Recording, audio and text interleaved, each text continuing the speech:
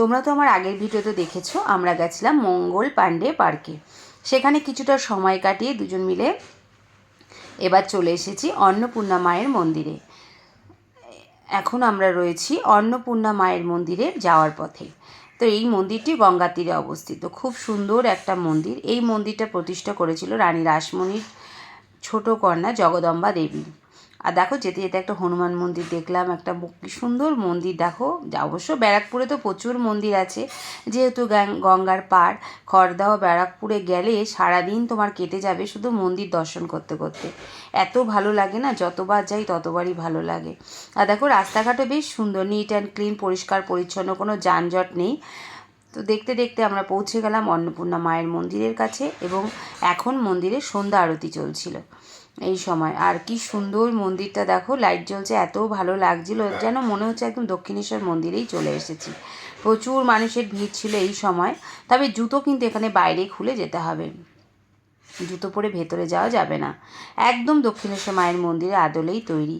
তা চলো এবার আমরা মায়ের মন্দিরটা একটু ঘুরে দেখি। মায়ের মন্দিরে এখন সন্ধ্যা আরতি চলছে, এখন আমরা একটু সন্ধ্যা আরতি দেখে নিই। কি ভালো লাগছে না দেখতে, দারুণ লাগছিল, দারুণ। চলো সন্ধ্যা আরতিটা দেখে নিই।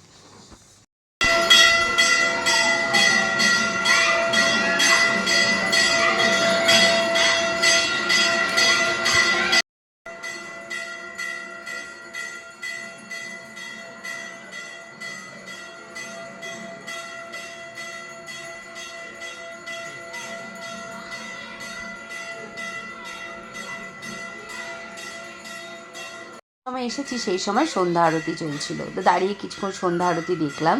দেখে তারপর এবার মন্দির চত্বরটা ঘুরে দেখব। অন্নপূর্ণা টেম্পল ব্যারাকপুরে পশ্চিমবঙ্গের অন্যতম ঐতিহাসিক মন্দির বা ঐতিহ্যবাহী মন্দির। এটি কিন্তু গঙ্গার তীরে, জানো তো, টিটাগড় তালপুকুর অঞ্চলে অবস্থিত।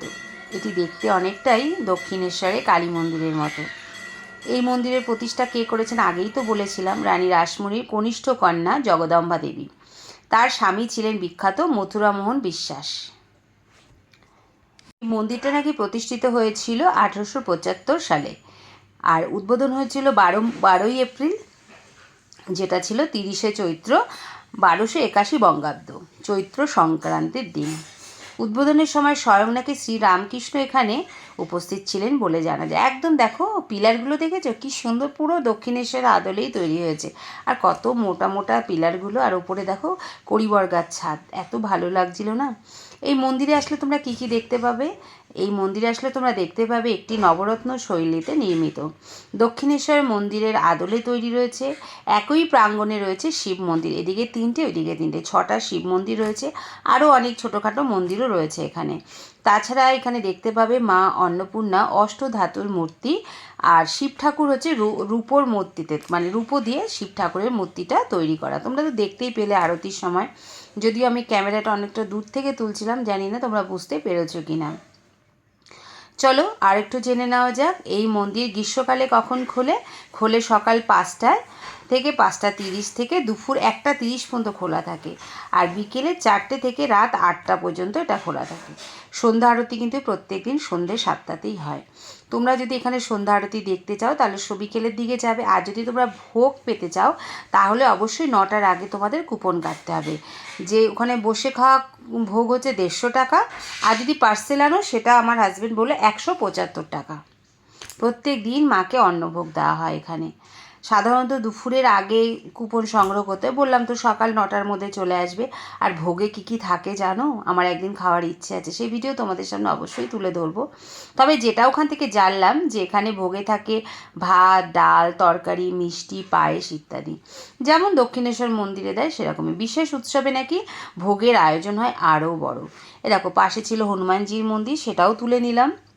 আর কি ভালো লাগছে না মন্দিরটা। সন্ধ্যা আরতির পরে লাইট ওরা নিভিয়ে দিয়েছিল। সবচেয়ে বড় উৎসব কখন হয় জানো? অন্নপূর্ণা পুজোর সময়, যা সাধারণত চৈত্র মাসে বাসন্তী পূজা অষ্টমী তিথিতে অনুষ্ঠিত হয়, সেটা তো আমরা সবাই জানি। আর এই দেখো, ওইদিকে 3টে শিব মন্দির, ওইদিকে 3টে। আর ওই যে ঘরগুলো দেখতে পাচ্ছ, ওইখানে নাকি এখনও জগদম্বা দেবীর বংশধরেরা থাকেন, এবং তারাই সেখানে প্রত্যেক দিন ভোগের আয়োজনটা করেন। আর যখন এই অন্নপূর্ণা পুজো হয় এখানে হাজার হাজার ভক্তের সমাগম হয়, এবং বিশেষ ভোগও বিতরণ করা হয়। তা কি সুন্দর না মায়ের মন্দিরটা। আর মন্দির সম্বন্ধে তো জেনেই নিলাম। আর এই দেখো পাশে রয়েছে গোপাল, তারপরে রাধাকৃষ্ণ, রামচন্দ্র, সীতা মায়ের মূর্তি, তার মানে এখানে একটা ধ্যান ঘরও রয়েছে। ভীষণ ভালো লাগলো। তোমরা যদি কেউ ভোগ খেতে চাও তাহলে সকাল সকাল চলে যাবে, আর যদি সন্ধ্যা আরতি দেখতে চাও তাহলে তোমরা বিকেলের দিকেই যাবে। তা আমরা এই দিন তো বিকেলবেলায় গেছিলাম, যেহেতু সকালবেলা আমরা যাইনি। দেখো কি সুন্দর মন্দিরটা, এত ভালো লাগছিল না কি বলবো। এরপর কিছুক্ষণ পরেই দিল শীতল ভোগ, যেটা লুচি সুজি দিয়ে মাকে ভোগ দেয়। যে ভোগ ওরা নিয়ে যাচ্ছে, আমরা তখন ফিরে আসলাম কারণ রাত হয়ে গেছিলো, তো বাড়ি ফিরতে হবে। এই দেখো মা অন্নপূর্ণা মায়ের মন্দির। আজকে এখান থেকে আমি ভিডিওটা শেষ করলাম। আমার ব্যারাকপুর অন্নপূর্ণা মায়ের মন্দিরের ভিডিও তোমাদের কেমন লেগেছে? ভালো লাগলে লাইক কমেন্ট শেয়ার করো। সবাই ভালো থেকো, সুস্থ থেকো। আরেকবার দেখে নাও মন্দির চত্বরটা। আজ এই পর্যন্তই। আরেকবার দেখে নাও মায়ের মন্দিরটা। রাতে মায়ের মন্দিরের অপরূপ সৌন্দর্য। আমার ভিডিওটা ভালো লাগলে লাইক কমেন্ট শেয়ার করো। যারা নতুন তারা অবশ্যই চ্যানেলটাকে সাবস্ক্রাইব করো। হ্যাঁ, বেল আইকনটা প্রেস করো, তাহলে নতুন নতুন ভিডিও নোটিফিকেশান তোমাদের সামনে জলদি পৌঁছে যাবে। আজ এই পর্যন্তই। ভালো থেকো, সুস্থ থেকো। আর এই সেই সিংহদুয়ার, এটা কিন্তু টিভি সিরিয়ালে দেখিয়েছিল, তাই তোমাদেরকে আবারও দেখিয়ে দিলাম। সবাই ভালো থেকো, সুস্থ থেকো। দেখা হবে নতুন একটা জায়গায় নতুন ভিডিও নিয়ে।